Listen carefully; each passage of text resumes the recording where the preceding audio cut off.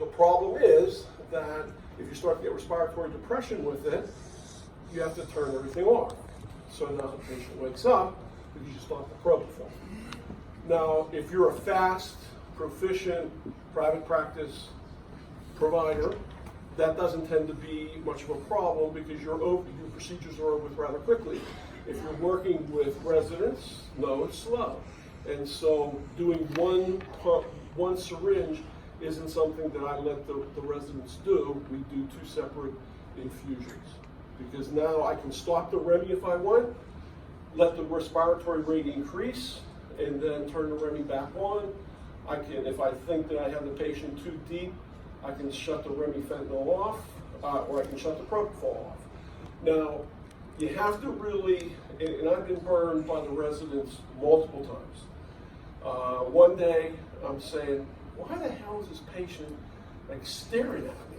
I mean, the propofol on the pump, the propofol's reading that we gave like 15 cc's. Then I look, no, the residents had it set up that they didn't put the syringe in right, and so the propofol is the syringe is actually being pushed down, but it's not engaged, so there's no propofol going through the syringe, but the pump is telling me that we're delivering it. So you have to watch these guys like a hawk, because I mean, we basically gave somebody a REMI fentanyl infusion, and they weren't reacting because the REMI fentanyl just basically wiped them out to where they felt no pain.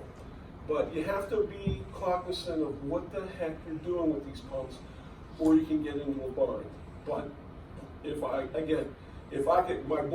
have 2 Baxter infused ORs. One died earlier in the year, and basically I had depression for about a week. But if, again, they're on the aftermarket, you can buy it for about $3,000, but you just don't know what you're getting. If you buy one of those, it may work. You may buy one of those, it may die in 2 weeks on you. But they're excellent devices to use. And I think that if you're going to do REMI fentanyl, you definitely need an infusion pump. The hand bolus REMI fentanyl, you're just asking for either chest wall rigidity or apnea. So we'll go until at 12:30. Everyone just stand up, and that'll let me know that we're done for the morning. Okay. So the perioperative management of asthma.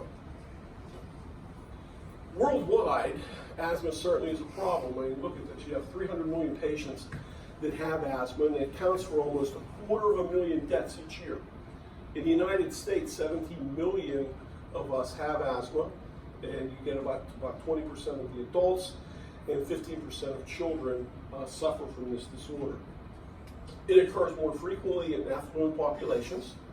So the Western Europe, United States, I mean, we're more prone to have asthma than other parts of the world. Adolescents, what's rather interesting with them is they may have severe asthma as a kid, and then all of a sudden they become teenagers and it's gone. And it may be gone for 20 years, and then all of a sudden it comes back, and now when it comes back, it actually comes back as a moderate, persistent asthma, and they have more problems with breathing than they did even when they were a child. The death rate certainly is decreased now. Why? Because we no longer rely on methylxanthines. So there's no more aminophylline for the treatment of asthma. There's no more theophylline orally for the treatment of asthma. The drug has a lot of risk to the benefit. Definitely cardiac dysrhythmias happen with theophylline, and even more than that, you have seizure disorders with theophylline. And we don't really abuse beta agents anymore because we have better drugs, the inhaled corticosteroids. So the death rate now has gone down dramatically from the medications that we use. So what is this disease? It's definitely a chronic disorder, but it's rather common. Like I said, 300 million people in the world have this disease. And it has variable and recurrent symptoms. So you just really can't predict when somebody's going to have an attack. It has airflow obstruction, bronchial hyperresponsiveness, there's inflammation, and that's probably the hallmark of this disease. If you control the inflammatory process with asthma, you can definitely have a rather symptom-free patient for most of the year. And chronically, the airways start to remodel, which makes them more prone to having more severe attacks. Symptoms: wheezing, So when you have an asthma attack, you start with an expiratory wheeze. And as the attack becomes more severe, you then develop an inspiratory component as well. People with a severe attack are complain of shortness of breath, chest tightness, and they're basically starving for air, so they're very, very tachypnic. People also have an intermittent cough. There's a parasympathetic component to asthma. That's why a drug like Atrovent works, because it blocks the vagal nerve. It decreases the amount of cough in these asthmatic patients. Some of these patients wake up in the middle of the night starving for breath, nocturnal awakenings, and they all have a prolonged expiratory time. Other clinical signs: bronchial hyperresponsiveness to stimuli, increased mucus production. And the mucus is kind of thick, it's difficult to kind of cough it up. And then if you look at their pulmonary function tests, especially during an acute attack, they're certainly going to be decreased. So you have decreases in your FEV1s and decreases in your FEV1 FVC ratio. And if they use these little peak flow meters at home, they're going to have decreases in the numbers there as well. Well, you say, well, I'm starving for air with an acute asthma attack, but they're not hypoxic. It typically takes a pretty severe attack for a patient to become hypoxic, but they're certainly tachypnic and they're certainly hypocarbic because they're hyperventilating. If you do see somebody who is hypercarbic, that's a really bad sign, because now it means that their bronchioles are so constricted that they can't get that CO2 back out. The CO2 in the lungs is just building up. The CO2 in the blood is going to build up as well. These symptoms, they come and go. You really don't have much of you have a lot of variability. You can't really predict when they're going to happen. Duration, it may be something that 2 puffs of albuterol goes away, or may have it for days. They may have it for weeks. It may be a daily phenomenon with these individuals. Resolution, it could be spontaneous, or they may need a medication, and you really can't rely on when they're going to have a recurrence. They may have months that they're completely symptom-free, or maybe somebody who has symptoms on a regular basis.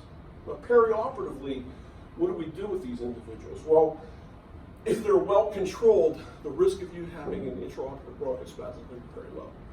If you're not well controlled, then your risks start to climb. You have at least a 20% risk of intraoperative bronchospasm if your asthma is not controlled. And the worse of an asthmatic you are, the more likely you're going to have intraoperative bronchospasm.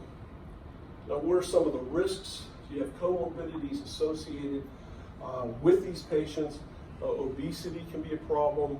The site of where you're doing the surgery. So if you're doing leg surgery, well, the risk of you inducing bronchospasm is going to be less than if you're working in the airway. If you have stress, some people have a stress component to their asthma. Definitely aspiration, even if you don't have asthma, you aspirate, you're going to wheeze. GERD, if you have GERD, 77% of asthmatics have a GERD component to it. And then asthmatics smoke. They're the worst because they have increased symptoms, especially if they have chronic bronchitis associated with it. Now, when we think about securing an airway with them for a surgical case, if you're going to intubate somebody, that is going to stimulate the tracheobronchial tree. It's going to increase parasympathetic activity.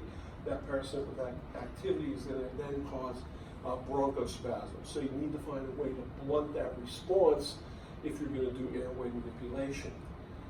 And then the drugs that we pick, they also have an effect on asthmatics because they can affect the musculature in the airway and the palate that make you more prone to obstruction, make you more prone to stressing and trying to inhale and exhale. There's a reduction in lung volume. You can alter the diaphragmatic function, which makes it harder to exhale. There's a reduction in your ability to cough. So now all that secretion just stays in the lungs. It's harder for airway exchange. And you have a reduction in the mucociliary function to actually beat that mucus out of your lungs. So overall, what happens?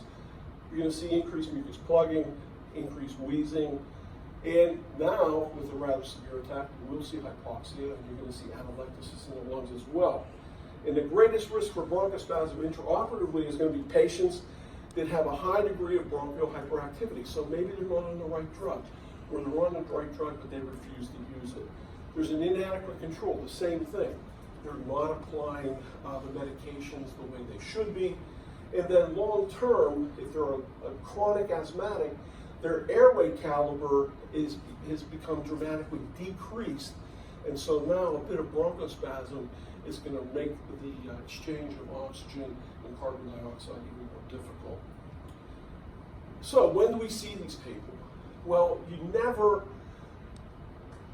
should have an asthmatic patient come into your office and expect to do their surgery and anesthesia the same day. If you're going to do local, yeah, great, no big deal. But if you're going to put that patient to sleep, you need to see this patient at least a few weeks before the surgery. Why? Because if they're symptomatic, you can end up referring them back to a PCP. There could be very minor procedures done in terms of medication adjustments to where in a week to 10 days, they're already cleared and they can now have an anesthetic given. So you bring them in for your consult, so maybe you're saying we're not going to do the surgery for maybe 3 more months. Okay. 2 weeks before that surgery appointment, you already know this patient's history. Someone calls the patient, finds out if they've had any kind of asthma flare-ups within the past couple of weeks. If they did, then you're going to have to postpone it. Elective surgery needs to be delayed anytime you have a patient that comes in that's wheezing. What drives me absolutely bonkers is when somebody says, well, you know, there's a little bit of wheezing, and I'm going to give them an albuterol treatment, and then we're going to go ahead and go. Asthma kills people, all right? And again, we have a lot of bad press against us. You don't need to hedge your bet. If you're going to do somebody that has a little bit of wheezing and you do it in a hospital setting, all right, I have a lot more modalities at my disposal to treat that patient and to treat their asthma, and then I can admit them and they can have further treatments, whereas it looks really bad if you have an asthmatic patient that you're transporting to a hospital to end up having appropriate therapy done and they find out that you treated this patient and knew that they had a wheeze. That is indefensible, all right? So you can easily refer these people back to a PCP. They can be optimized in a short period of time. And if they can't be, then they're not an office candidate. They have to be done in a hospital setting if you're going to do a procedure on them with anesthesia. Local is a completely different entity. So when we see a patient coming in with asthma, you need to have questions on your health history form to assess how well controlled they are. So I want to know about their medications. I want to know about their use of an inhaled corticosteroid. Any recent exacerbations where they have to go to the emergency room. And if they did have to go to the emergency room, were they admitted? If they were admitted, did they have to go to the ICU? If they went to the ICU, did they need to be intubated? Whoa, those are all red flags that say, not in my office. And then, did they have any recent history of an upper respiratory infection or even acute maxillary sinusitis? What about past surgeries? Did they have pulmonary complications intra-op and post-op with a past surgery? If they did, well, I'm no better than anyone else. That can happen to me as well. That's another red flag. What about steroid use? That's a big red flag. I need to know if you need oral steroids and when was the last time you used oral steroids. That's going to determine if I want to do you or not. And is there any limitations to your activity at present? And then basically, you know, how do you feel today? How's everything going? Is it you breathing okay? Additional questions. I not only want to ask about wheezing, but I want to know about dyspnea, I want to know about cough, and do any of these symptoms awaken you at night? And then do you smoke? Or do you live with someone that smokes? So you have these parents that have these asthmatic kids and they smoke, and the kids basically are being irritated 24/7. Those are bad patients to have to do. And then do you have any kind of allergies that affect your asthma as well? Can we remove those allergic phenomena before we end up treating you? So you can come up with your own questions, or you can go to this website and you have an asthma control test. There's one for kids, there's one for adults. You just go through the questions, add up the positives, and then you get a score. So my score, I'm either well-controlled, not well-controlled, or poorly controlled by this asthma test. And I've included those in your handout as well. Danger signs where you need to talk to somebody. ER visits, recent need for oral steroids, have they needed to increase their dose of their short-acting beta agent recently? Does it exceed the normal dosing intervals and the number of puffs a day that they need in order to have resolution? recent URI or sinusitis, exacerbations that required intubation. And then at that point, you end up assessing whether you think this is a good patient in the office or not, and then call the PCP, because minor abnormalities can be fine-tuned within a rather short period of time. And if the patient comes back wheeze-free, then you can go ahead and do it. Well, what about pulmonary function tests? Do you need to order these on every single asthmatic patient? The answer to that's no. But they're good because they basically set the standard of care for the diagnosis of airway disease, whether it be obstructive or restrictive airway disease. And it's also the way you're going to tell if a patient is controlled or not controlled. So you're looking at FEV1s, FEV1-FVC ratios for pulmonary function spirometry. You can look at their peak flow meters, and then you can look at their forced expiratory time. So you can have formal tests done on your patients, and then there are some things in the office that you can do that it's going to be a rapid screening for an asthmatic patient. Now, some practitioners order PFTs on every single patient that comes through the door that has asthma, and basically that's bad medicine. Why? Because it doesn't guarantee that you're going to have a risk-free surgical procedure. And in fact, if you do a good history and physical examination, that's more indicative of probable complications than just getting PFTs on somebody. But if you find that your patient is poorly controlled, then PFTs are necessary, number one, to assess how bad they are.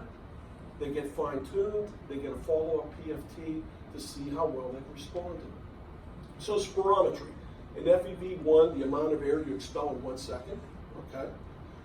That's an important number to have, and you want it to be 80% or more of what the predicted value would be, or 80% of the forced vital capacity. And then your forced vital capacity, basically that's the volume of air that you expel after a full inspiration followed by a full exhalation. And that needs to be 80% of predicted. And if that ratio is less than 0.70, 70%, then that patient definitely has obstructive airway disease. That patient needs to be evaluated before you consider an anesthetic. And these things are easy to do. You don't have to go to a hospital or be in some glass enclosed case where they're going to measure resistance and the like. They do it in a physician's office. It takes 10 seconds to get an FEV1. Another 10 seconds to get an FEV1-FVC ratio. It's a rather simple technique. And the reason you don't need pulmonary function tests on every patient is, look, if you're an intermittent asthmatic, they're normal. If you're a mild persistent asthmatic, they're normal. All right, so why waste your time getting these tests? They're only really significant if a patient has acute symptoms, or they're labeled a moderate persistent asthmatic or severe persistent asthmatic. A simple test you can do in your office. Both you and your patient take a deep breath, see who gives out first. If it's more than 40 seconds, hey, that patient's airway is great. If it's less, now we have some airway hyperactivity. If it's less than 20 seconds, that is going to show that you definitely have an irritation. That patient ought to be referred for some type of optimization before you consider an office anesthetic. What about forced expiratory time? Another really simple test you can do in the office. Tell your patient to take a deep breath, put your stethoscope over their neck, tell them to force their air out until it's all gone. If it's more than 6 seconds, that's a failure. And if you were to follow that up with an FEV1, FEV, and FVC test, it's going to show that that patient has acute airway obstruction. So you've done a test in your office that automatically tells you this is a no-go for an anesthetic until this patient gets worked up. Peak flow meters. So if you're a persistent asthmatic, oftentimes a physician will say, okay, what we're going to do is put you on this little instrument and you're going to monitor how well you're doing with your asthma at home. It's not a real pulmonary function test. It can't tell you whether you have obstructive or restrictive airway disease, but it's a way for you to do home monitoring. So basically you take in a deep breath and try to blow it out as fast as you can. It's going to give you a number. And you repeat it at least 3 times, and then you take the average number, and then you go to a sheet, and it has, based on sex and height, age, you get a number that tells you whether you're in a good range or in a bad range. And I had both of these in my office when I was in private practice, and I brought them over to school, but I didn't bring the disposable Mouthpieces, so these things basically sit in a drawer in one of our operatories. You know, it's no good unless you actually use it. My friend Rich Robert out in California, he's always on the Amos anesthesia circuit. He does these on every single asthmatic patient that comes into the office. Okay, so he not only talks the talk, he walks the walk. I basically, for right now, talk the talk and don't walk any walk. You have it, you should use it. It's a great screening test to tell you where you are. So you get a number, and basically on some of the cards you get, you can have a green, a yellow, and a red zone. Is it good, green? Is it intermediate, or is it red, bad? And basically you want to see numbers that are above 80% of what's predicted. So in this particular case, we have a patient. His personal best peak flow is 80%. Now, that corresponds to a 50% peak flow on the standardized chart for his age and height. He's optimized. You know, for him, that's an 80% number. But is he a good candidate for an office anesthetic? No. Why? Well, that's his best, but he's still a symptomatic asthmatic. So he's at risk for bronchospasm doing an anesthetic. So you don't do a person like that in your practice. So that's where these things come in handy. It's a rather quick screening tool. It's going to give you a number. That plus your physical examination, you can come up with a patient you do want to do or you don't want to do. Now, asthmatics that smoke, they certainly have increased hyperactivity. Well, okay, so hey ma'am, I don't want you to smoke before the surgery. How long? 3 months. Hey, go to hell. I'm not doing that. It takes 3 months for the cilia to recover enough to be able to work and have mucus clearing ability. If you just have the patient stop smoking for 24 hours though, at least you're going to get one benefit. It's going to decrease the amount of carbon monoxide they have in their lungs. So now when you give them oxygen, the oxygen is going to be able to bind to the hemoglobin instead of the carbon monoxide. So you're going to have less of a risk for desaturation if you at least hold smoking for 24 hours. And you say, well, so I have a chronic smoker that comes in, he has no history of asthma. I have an albuterol inhaler, I have him take a couple puffs off of that. That actually improves his lung function for his surgery and anesthesia. So albuterol just isn't for an asthmatic patient. Now the problem is if you're going to use your albuterol inhaler, then basically you have to throw it out because you can't use it on another patient. So you know you just invested $35, $40 to treat this individual.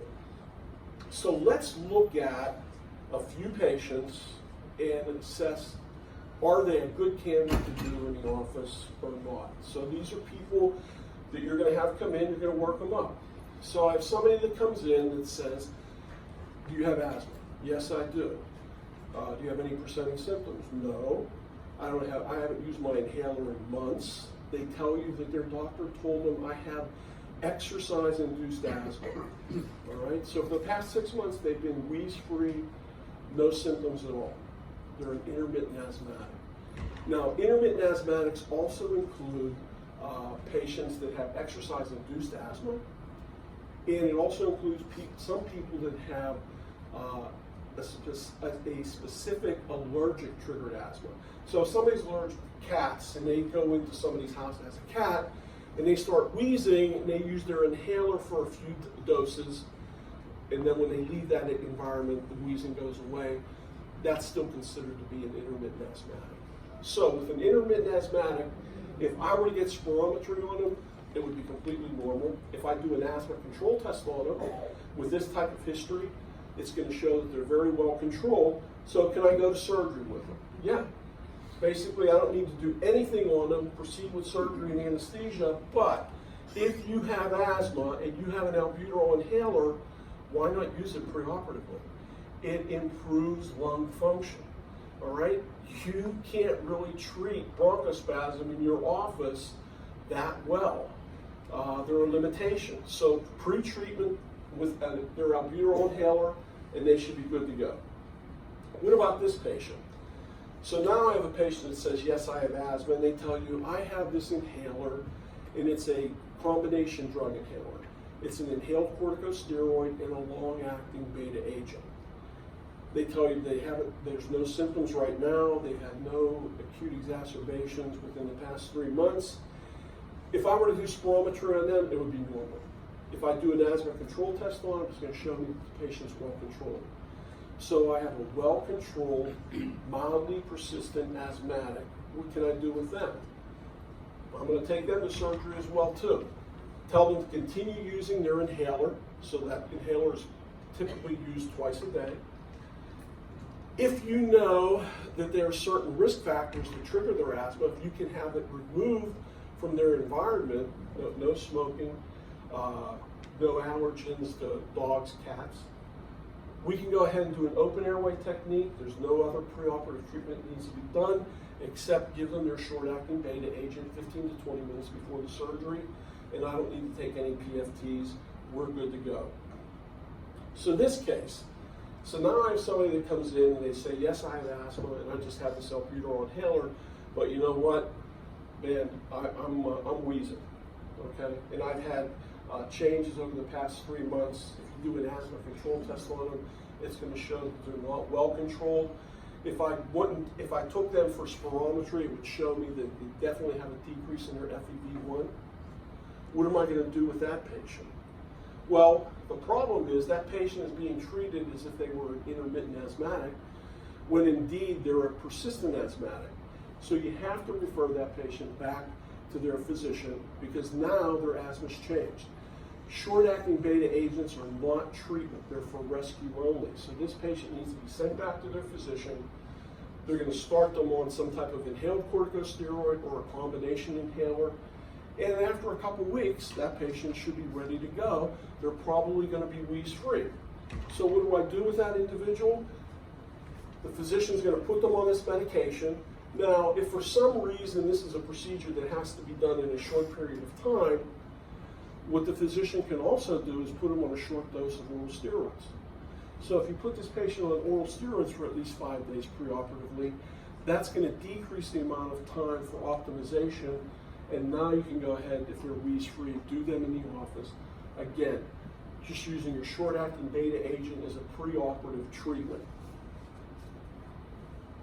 So a poorly controlled asthmatic that returns to your office after a few weeks of optimization, if that patient is wheeze-free, then you can go ahead and do them. And a lot of times what will happen with me is if I see a patient that comes in and they're on this situation, if I don't feel that they're wheezing that badly, then a lot of times I'll just put them on a short dose of oral steroids myself, and then have them come back, and I'll tell them, if you're wheeze-free, I'm going to go ahead and do you. If you're not wheeze-free, then you definitely have to go back to your physician, and there's some other medications that are going to need to be tried, and then we can talk about doing your surgery in the office. So this case, we have a patient now that tells you, yes, I have asthma, I'm on this long-acting beta agent and inhaled corticosteroids, but I have symptoms every day of the week. Well, that raises a red flag when you say, okay, look, no, I have to send you back to your physician, because if the physician sees that patient and you order a pulmonary function test, they're definitely going to have a decrease in their FEV1. There's a decrease in their FEV1 FVC ratio. Their asthma is not well controlled. That patient's going to need to undergo some optimization, and it may be that they need to increase the dose of their inhalers. It may be that they need to add oral steroids for them. And once that's done, if they come back to you and they're wheeze-free, then you can go ahead and do them. If you're considering an intubated general anesthetic in your office, then you definitely want to see PFTs after that patient's been optimized to see how well they should respond if you intubate that patient. If their PFTs are still below normal, that's a case that if you're going to do them, you probably want to do them in a hospital setting. So if this patient returns back to your practice, there's no wheezing or dyspnea, you can go ahead and proceed with surgery. If you're planning on intubating that patient in the office, then a way to hedge your bet to decrease the risks would be to also use some IV steroids. If you're going to intubate the patient, you want them to be intubated deeply, so you're going to use opioids. And if in this case, instead of using a TIVA technique, you'd be better off if you did an inhalation technique. So if you don't have that capability, then this is a patient that you probably don't want to do in the practice. You're going to want to do them in the ambulatory setting. And then case 5, somebody that has severe asthma. So this individual, every day of their life is basically a pain, because they, no matter how many drugs they take, they may be on multiple drugs, including monoclonal antibodies, and they're still symptomatic. Well, these people are nightmare cases. They're going to be wheezing throughout their entire perioperative period. So basically, this is not an office case. That patient goes back to their physician. They're going to try to optimize them in the best way that they can, but you're not going to do this patient in the practice. You're going to do them in an ambulatory setting. And again, preoperatively, IV steroids are going to be needed for the intubation part of it and to cover them postoperatively. Short-acting beta agents are going to be used preoperatively. And then the intraoperative management, so they get a propofol induction. They're going to have an inhalation maintenance. And intraoperatively, the anesthesiologist may also use some bumps of ketamine to hedge the bronchodilation.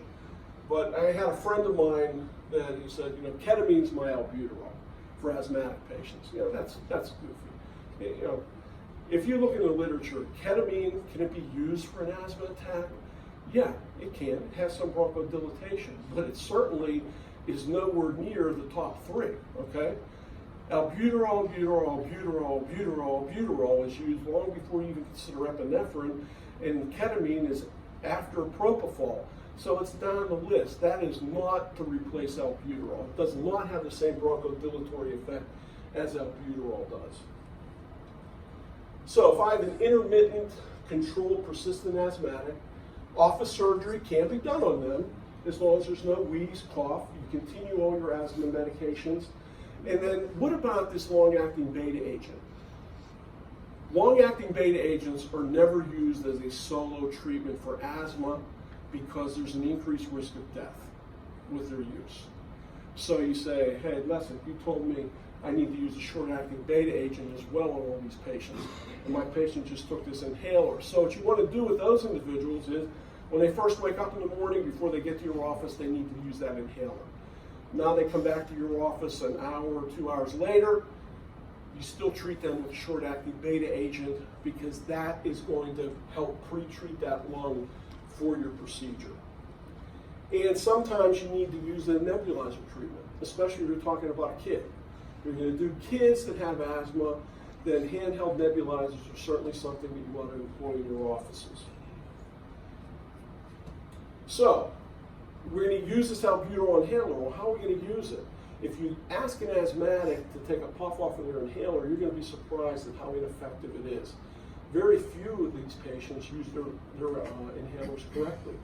So the way to increase the dose is to use a spacer. But if you buy that spacer, you have to throw it out. You can't use it on another patient. In the old days, we cold sterilize it. That's not acceptable. So that's going to cost you a lot of money. Well, what's an easy way? Hey, everybody drinks water. So basically, all you need is a knife, or you use a handpiece, cut a hole in your water bottle, stick your inhaler in there, puff into it 4, 5, 8 times, and then have the patient breathe out of the nozzle for your water. A little disposable technique that gives you a spacer. It's better than having it puff right off of their inhaler. So preoperatively, what do? So we're talking about using albuterol. Typically, it's going to be at least 2 to 4 puffs of this preoperatively, depending upon how bad that patient's asthma is when they become symptomatic. All right? And you want to do it at least 15 to 20 minutes before your surgery, or you use a nebulizer treatment. Okay? A nebulizer treatment is going to definitely increase the delivery of albuterol to the lungs, especially if you're not using a spacer. Short-acting beta agents as a single agent will not prevent bronchospasm after intubation. All right? You can still stimulate the cords through laryngoscopy enough to cause a bronchospasmic event. If you want to try to decrease the incidence of bronchospasm with intubation, then basically that patient should be on a short-acting beta agent 3 times a day plus some oral steroid for 5 days preoperatively. If you do that, you'll decrease the risk of bronchospasm. So persistent asthmatics, they're incompletely controlled, can definitely be done in an office if they can get optimization and they come into your practice and they're wheeze-free. Always make sure that you can keep all their medications, and you can take those preoperatively and then use your inhaler as well. With severe asthma, there's no office anesthesia for a severe asthmatic. The risks outweigh the benefits. People die from asthma. You know, when I never had asthma in my life. I went to Jefferson for my training, and somehow I developed asthma. And I was in the intensive care unit on several occasions during my residency. And then one day, I was the only guy on service, and we had a couple fractures, and then a fall with a couple wisdom teeth, and my boss, he wasn't doing these cases by himself. So I did them, and all during that day, the nurses kept pulling my scrubs down and shooting me in my butt with epinephrine. And the last case, I took the patient up. That was a wisdom tooth case. The patient went from recovery to the short stay to go home. I went from recovery to the respiratory intensive care unit because I couldn't breathe. These things happen. Asthma is the scariest disease that you should come across in your practice. All right, you need to respect this disease. You do not do patients that have wheezing because you can have a death. It's plain and simple. Always continue their medications the day of surgery. Short-acting beta agents are indicated regardless of the level of the disease. Exercise-induced intermittent or all the way up to severe asthma. If they have an anxiety component, then give them some type of anxiolysis preoperatively, but you do not do elective surgery if a patient is wheezing. Plain and simple. On the capnograph, you want to look at the capnograph. If you start to see an upsloping of the phase 3 wave, that's indicative of an acute asthma attack. And glycopyrrolate or atropine, well, some people say, well, you know, that dries the secretion. It makes it harder for that patient to exhale. But you know what? If you're using a drug like atropine or glycopyrrolate, it's going to work on the vagus nerve. If it works on the vagus nerve, it decreases the asthma component for cough. So those drugs are indicated as well. So let's stop here. Lunch is up in the restaurant, and then we'll pick this back up at 1:30.